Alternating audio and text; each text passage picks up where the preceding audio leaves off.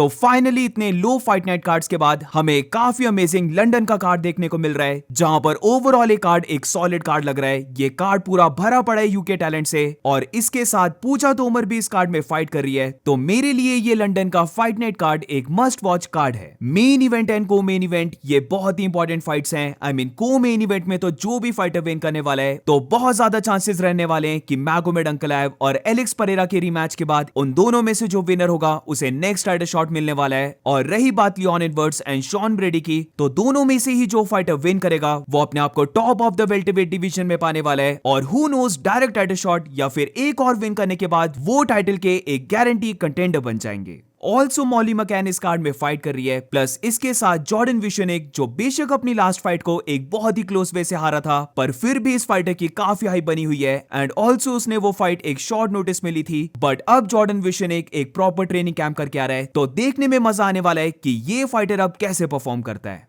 अब टोटल इस कार्ड में 13 फाइट्स हैं, जहां पर प्रीलिम में 7 फाइट्स हैं। और अगर मेन कार्ड की बात करें तो मेन कार्ड में वैसे तो 5 फाइट्स रहती हैं, बट यहां पर मेन कार्ड में हमें 6 फाइट्स देखने को मिलने वाली हैं। जहां पर अब इस कार्ड की टाइमिंग की बात कर लेते हैं, जिधर ये कार्ड हमारे लिए संडे को नहीं बल्कि आज ही रात को स्टार्ट होने वाला है, यानी कि सैटरडे नाइट 10:30 PM ऑनवर्ड्स ये प्रीलिम कार्ड स्टार्ट होगा। और अगर मेन कार्ड की बात करें तो ये फिर हमें रात को 1:30 AM यानी कि 1:30 बजे रात को ये मेन कार्ड स्टार्ट होगा। पूजा तोमर की फाइट की बात करें, जहां पर वो शोना बेनन के साथ फाइट कर रही है, तो ये फाइट प्रीलिम कार्ड की थर्ड लास्ट फाइट है। तो लगा के चलो कि रात के 11:30 या फिर 12 बजे पूजा तोमर की फाइट स्टार्ट होगी। अब ऑल्सो इसके साथ ये सारी फाइट, स्पेशली जो पूजा तोमर की फाइट है, वो हम कहां पर देख सकते हैं, तो प्रीलिम कार्ड जहां पर पूजा तोमर की फाइट है, प्लस ये जो मेन कार्ड है, ये दोनों शो होने वाले हैं सोनी के चैनल्स पर, यानी कि सोनी 10-2, 10-3 और 10-4 चैनल्स पर। प्लस ऑल्सो इस कार्ड को हम जियो टीवी ऐप या फिर एयरटेल एक्सट्रीम के ऐप इन पर भी देख सकते हैं। एंड ऑल्सो ये कार्ड सोनी लिव ऐप पर तो आने वाला है। अब बिना कोई टाइम वेस्ट किए मेन कार्ड की बात करते हैं, जहां पर डायरेक्टली स्टार्ट करते हैं main event fighters former welterweight champion Leon Edwards versus Sean Brady की फाइट से,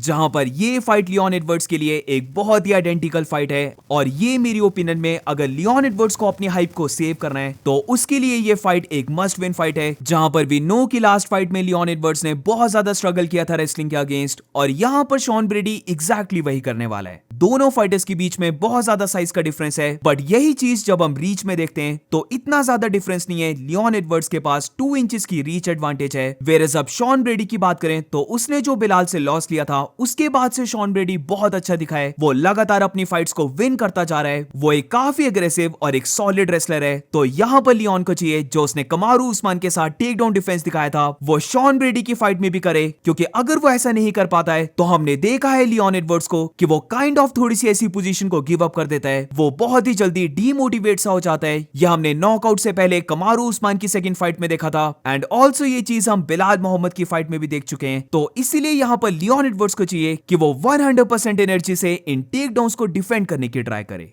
मुझे लगता है कि इस फाइट में शॉन ब्रेडी पेस को पुश करने वाला है। वो पहले ही राउंड से देखने वाला है कि वो लियोन एडवर्ड्स को टेक डाउन करे। और जैसे मैंने कहा कि Belal Muhammad and Sean Brady ये लियोन एडवर्ड्स के लिए एक बहुत ही सिमिलर स्टाइल है, तो मे बी फाइट में ऐसा हो सकता है कि अगर बार बार लियोन एडवर्ड्स टेक डाउन हो रहे तो उसे बिलाल मोहम्मद की फाइट के फ्लैशबैक्स आ रहे हैं। बट इसके साथ एक बहुत ही इंपॉर्टेंट कैच है, और वो ये है कि शॉन ब्रेडी के पास बिलाल मोहम्मद जैसा गैस टैंक नहीं है। क्या ये फाइट ग्राउंड में जाने वाली है? तो लग रहा है कि definitely Sean Brady Leon Edwards को ग्राउंड में लेके जाने वाला है। बट इसी के साथ मुझे लगता है कि कुछ टेकडाउन्स लियोन थोड़े से डिफेंड करने वाला है, और ये चीज शॉन ब्रेडी के गैस टैंक में बहुत ज्यादा इफेक्ट डालने वाली है। उसका गैस टैंक फाइट्स में इतना अमेजिंग नहीं दिखा है, और ये हमें याद रखना है कि ये फाइट हो रही है 5 राउंड्स की। लियोन एडवर्ड्स का हम सबको पता है कि वो बहुत ही ज्यादा टेक्निकल रहकर अपने गैस टैंक या फिर एनर्जी को बोलो वो हमेशा थोड़ी सी लास्ट राउंड्स के लिए कंजर्व करके रखता है। तो अगर तो यहाँ पर राउंड 3 ऑनवर्ड्स शॉन ब्रेडी थोड़ा सा टायर्ड होने लगा तो फिर लियोन एडवर्ड्स उसके नॉट ओनली टेकडाउन्स को डिफेंड करने वाला है, बट फीट में भी अपनी सुपीरियर स्ट्राइकिंग को दिखाते हुए वो शॉन ब्रेडी को पिक अपार्ट करने वाला है। और ये चीज टू बी ऑनेस्ट मुझे लग रहा है कि होने वाली है, इसलिए यहाँ पर मेरी प्रिडिक्शन है Leon Edwards to win by decision. अब ट्रिकी तो ये फाइट काफी है, शॉन ब्रेडी डेफिनेटली फाइट को विन कर सकता है अगर वो लगातार लियोन एडवर्ड्स को टेक डाउन करता रहा, क्योंकि फिर लियोन एडवर्ड्स बहुत ज्यादा डिमोटिवेट हो जाएगा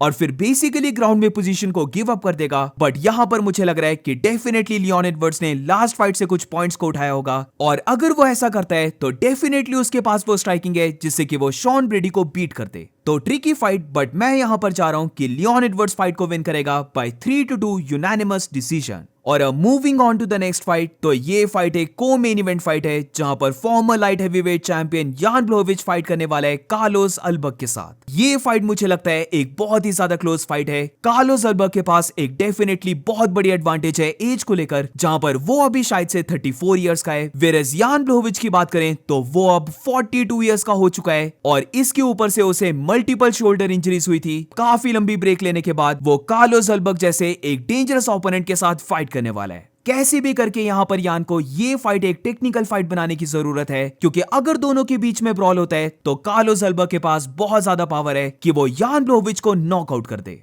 अगर हम कार्लोस अल्बर्ग की फाइट्स को देखते हैं तो वो बहुत बार ऐसे फाइट्स को विन किया है जहां पर ब्रॉल हो रहा है और फिर वो अपने एक बहुत बड़े पंच को लैंड करके फाइट को ओवर कर दे रहा है। बट उसकी लास्ट फाइट में हमने देखा था कि जब वोल्कन ऑस्टरबीन ने फाइट को टेक्निकल बनाया था तो फिर कार्लोस अल्बर्ग ने राउंड 1 के बाद थोड़ा सा स्ट्रगल करना शो कर दिया था, और ये चीज यहाँ पर यान ब्लॉविच भी कर सकता है। प्लस इसके ऊपर से वैसे तो यान ब्लॉविच एक रेसलर नहीं है, बट डेफिनेटली उसने अदसानिया हो गया या फिर एलेक्स परेरा, इन दोनों के साथ दिखाया है कि वो टेक डाउन्स को भी कर सकता है। कार्लोस अल्बर्ग की साइड से देखें तो अगर उसे ये फाइट को विन करना है तो फिर उसे यान के ऊपर प्रेशर को मेंटेन रखना होगा, और कहीं ना कहीं अपने पंचेस में ज्यादा पावर को यूज करते हुए उसे ट्राई करनी होगी कि वो एक ओल्ड 42 ईयर यान ब्लॉविच की चिन को टेस्ट करे, क्योंकि बहुत ज्यादा चांसेस हैं कि वो यान ब्लॉविच को नॉकआउट कर दे। दूसरी साइड अगर हम देखें तो यान ब्लॉविच इस फाइट को विन कर सकता है अगर वो फाइट को टेक्निकल और थोड़ी सी डल बना दे, जहां पर वो कार्लोस अल्बर्ग को डिस्टेंस को क्लोज करने नहीं दे रहा है, वो उसे जैब के पीछे रख रहा है। एंड एक सबसे इंपॉर्टेंट चीज जो यान ब्लॉविच बहुत ही अच्छी करता है, यानी कि वो पूरी फाइट में कार्लोस अल्बर्ग के ऊपर हार्ड लेग किक्स को थ्रो करता रहे।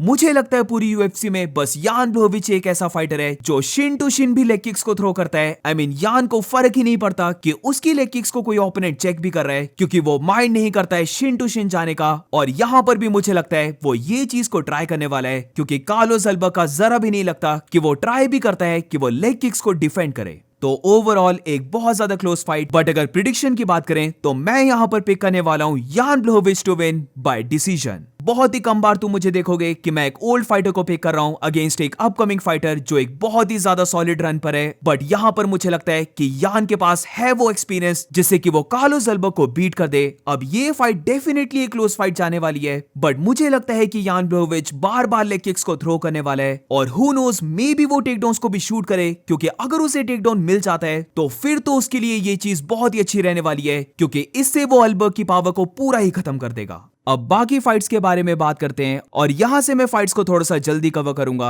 जहां पर नेक्स्ट बात करते हैं पूजा तोमर और शॉना बेरन की। अब इन दोनों की मैं ब्रेकडाउन वीडियो ऑलरेडी बना चुका हूं, तो make sure to watch it. But यहां पर अगर मैं समराइज करके बताऊं तो पूजा तोमर को यहां पर फाइट में बहुत ज्यादा इंपॉर्टेंट रहेगा कि वो शॉना बेरन के ऊपर प्रेशर को डाले, और जैसे कि पूजा तोमर लास्ट फाइट में बहुत ज्यादा बैकवर्ड मूव हुई थी तो वो यहां पर पूजा नहीं कर सकती, क्योंकि शॉना बेरन के पास एक बहुत बड़ी 6 इंच की रीच एडवांटेज है। अगर शॉना ने पूजा के ऊपर प्रेशर को डाला तो फिर वो अपने जैब्स को बार बार लैंड करके अपनी किक्स को भी थ्रो करने वाली है, तो इसीलिए पूजा का प्रेशर डालना मस्ट है। वो ज्यादा पावरफुल है शॉना बेरन से, तो प्रेशर को मेंटेन करते हुए जो पूजा का मेन वेपन यानी कि किक्स हैं, उन्हें बार बार शॉना की बॉडी के ऊपर स्पैम करना। और यहां पर मैं देखना चाहता हूं कि पूजा तोमर अपने हैंड्स को भी थोड़ा सा लेट गो करे, वो ज्यादा पंचेस को भी थ्रो करे, बट ये पंचेस तभी आने वाले हैं अगर पूजा तोमर शॉना बेरन को केज के साइड पुश करती है, उसके साथ डिस्टेंस को क्लोज करती है और फिर पंचेस को थ्रो करती है। अब ये फाइट है तो वैसे क्लोज फाइट, बट मैं प्रे कर रहा हूं कि पूजा तोमर फाइट को विन करे। और रही बात प्रिडिक्शन की, तो मेरी यहां पर पिक है Puja Tomar to win by unanimous decision.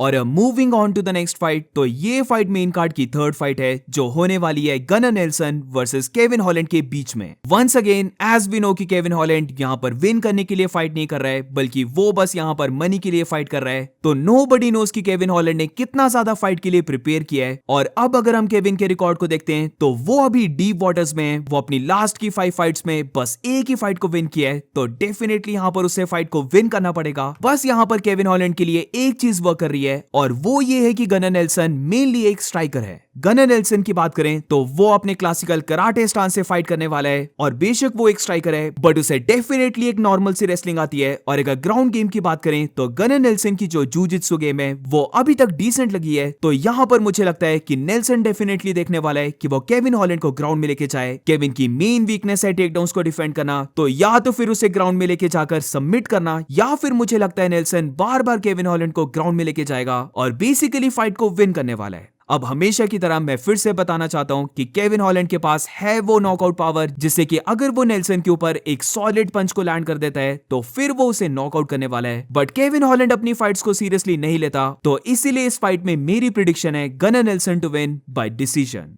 Moving on to the next fight, तो ये फाइट विमेन स्ट्रॉवेट डिवीजन की है जहां पर मॉली मैकैन फाइट करने वाली है एलेक्सिया थाइनारा के साथ। I like Molly McCann but ये फाइट मॉली मैकैन के लिए एक बहुत ही ज्यादा टफ फाइट है क्योंकि उसकी सबसे बड़ी वीकनेस है टेक डाउन डिफेंस और उसकी ग्राउंड गेम। और मुझे लगता है कि इस फाइट में एलेक्सिया यही करने वाली है, जिधर पहले ही राउंड से लग रहा है कि वो मॉली मैकैन को ग्राउंड में लेके जाने वाली है। मे बी वो वहां पर मॉली मैकैन को सबमिट भी कर दे। अब स्ट्राइकिंग की जब बात करते हैं तो दोनों के पास पावर है बट मॉली मैकैन की जब बात करते हैं तो वो बहुत ही ज्यादा स्पीड और काफी पावरफुल पंचेस को लैंड करती है। तो उसका बेस्ट चांस फाइट में यही रहने वाला है कि वो कैसे भी करके एलेक्सिया थाइनारा के टेक डाउन्स को डिफेंड करे और उसे फीट में बीट करने की ट्राई करे। बट रही बात प्रिडिक्शन की, तो मैं यहां पर जाने वाला हूं Alexia Thainara to win by unanimous decision क्योंकि मुझे लगता है कि वो मॉली मैकैन को ग्राउंड में लेके जाने वाली है। और moving on to the next fight, तो इस फाइट के लिए मैं बहुत ज्यादा एक्साइटेड हूं जहां पर ये फाइट होने वाली है lightweight division fighters Jordan Vishenik versus Chris Duncan के बीच में।